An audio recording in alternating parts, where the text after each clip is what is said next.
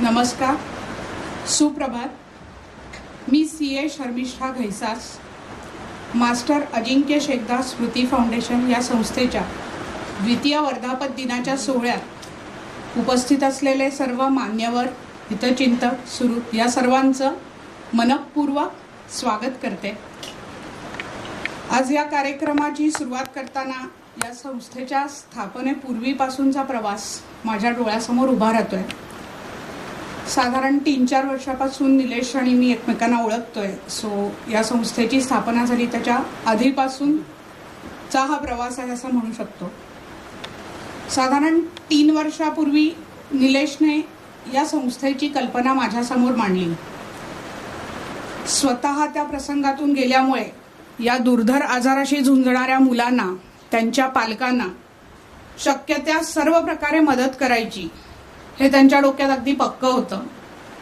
आणि ही मदत फक्त आर्थिक स्वरूपात न करता आजारासंदर्भात जागरूकता निर्माण करणं, आजार होऊच नये म्हणून याविषयी काय काळजी घेता येईल ती घेणं, शक्य तितक्या लवकर आजाराचं निदान व्हावं म्हणून तपासणी करणं आणि दुर्दैवाने आजाराच्या फेऱ्यात सापडलेल्या मुलांना आणि त्यांच्या पालकांना मानसिक आधार देणं, हे सगळं सुद्धा त्यांना त्याच्यामध्ये समावेशित करून घ्यायचं होतं. प्रसंगाने होरपळून गेलेल्या माणसांना आनंदाचा, सुखाचा एक छोटासा क्षण देता येईल का, यासाठी त्यांचा प्रयत्न चालू होता. तेव्हा त्या स्टेजला मी त्यांना थोडंसं थांबायला सांगितलं. म्हटलं, वर्षभर बघूया निलेश. काही काही वेळा भावनेच्या भरात घेतलेले निर्णय पुढे तितक्या तगाने केले जात नाहीत, निभावले जात नाहीत. संस्था स्थापन करणं सोपं असतं, ती चालवणं फार कठीण असतं. तर मला तो निर्धार कुठेतरी बघायचा होता. आणि माझ्या अपेक्षेपेक्षा खूप जास्त निर्धाराने निलेशनी त्या काळात काम केलं. काम करत असताना त्यांना जे अजून नवीन पॉइंट सापडत होते ते माझ्याशी शेअर करत होते.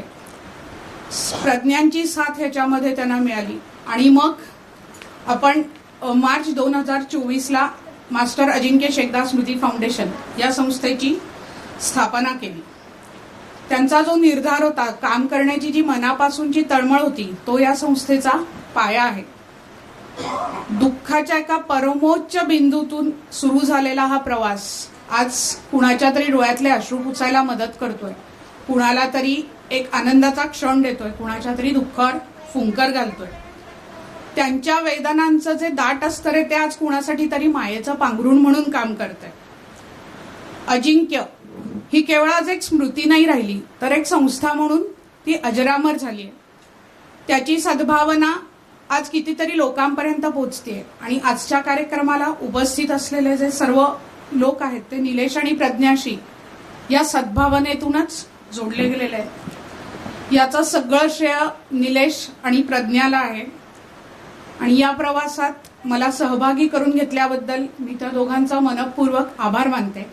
आणि पुढच्या कार्यक्रमाची सूत्र मी डॉक्टर अनघा फडके यांच्याकडे देते.